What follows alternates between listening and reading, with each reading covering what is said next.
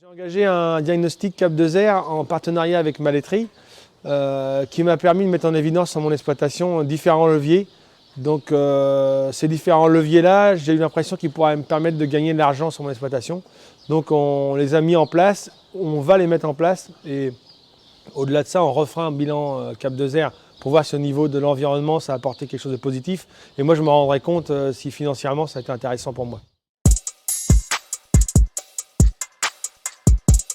Donc les leviers qu'on a identifiés sur le bilan Cap 2R, ça a été déjà des petits leviers, économiser de l'électricité, donc c'est régler son tank pour récupérer la chaleur du lait, c'est aussi diminuer la vitesse du moteur de la machine à traire, c'est quelque chose qui tourne 2 fois par jour, ça permet d'économiser de l'électricité. Et très vite on a été sur les couverts végétaux qui permettent de stocker du carbone et du trèfle également, donc du trèfle qui reste en place 2 ans, qui permet de récupérer le trèfle pour les vaches et la semence pour la coopérative.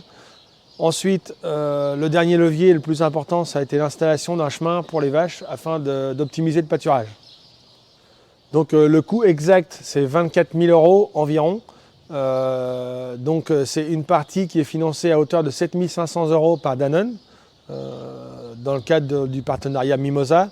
Et 2 000 € que j'ai demandé au financement participatif. Et pour le reste, je m'engage à le financer moi-même. Alors vous demandez 2 000 € en financement participatif. En soi, ce n'est pas une grosse somme, mais vous avez un autre objectif derrière de faire appel au financement participatif. Alors, je demande 2 000 €, ce n'est pas tellement important par rapport au montant que ça représente, mais c'est plutôt par rapport à l'image que ça va laisser derrière, l'image qu'on peut véhiculer sur un site. Pour les gens qui ne connaissent pas bien le milieu agricole ou alors qui ont entendu la télévision montrer en évidence des exploitations qui ne sont pas forcément la réalité du terrain. Donc le but du jeu, c'est qu'il y ait un maximum de gens qui visionnent la page Mimosa pour montrer que finalement les agriculteurs français, ils travaillent bien. Et vous encouragez vos collègues à faire ça? Alors j'ai vraiment envie qu'en Haute-Normandie, si on peut encore parler de Haute-Normandie, que les producteurs essayent de faire la même chose, parce que s'il y a un maximum de producteurs qui communiquent sur les réseaux sociaux notamment, même si ce n'est pas simple, il y a toujours du positif qui en ressort.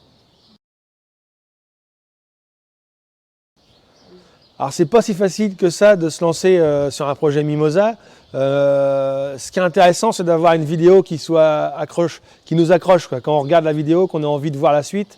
Un texte bien tourné, là on a été aidé un petit peu par Danone pour faire quelque chose d'attrayant, qui parle au lecteur. Bon, faut essayer de maîtriser un peu les sites internet et puis de rendre tout ça attrayant et puis que ça aille vite. Faut pas rester trop sur les mêmes choses, faut que ça bouge, quoi. Et justement, vous allez créer un guide pratique.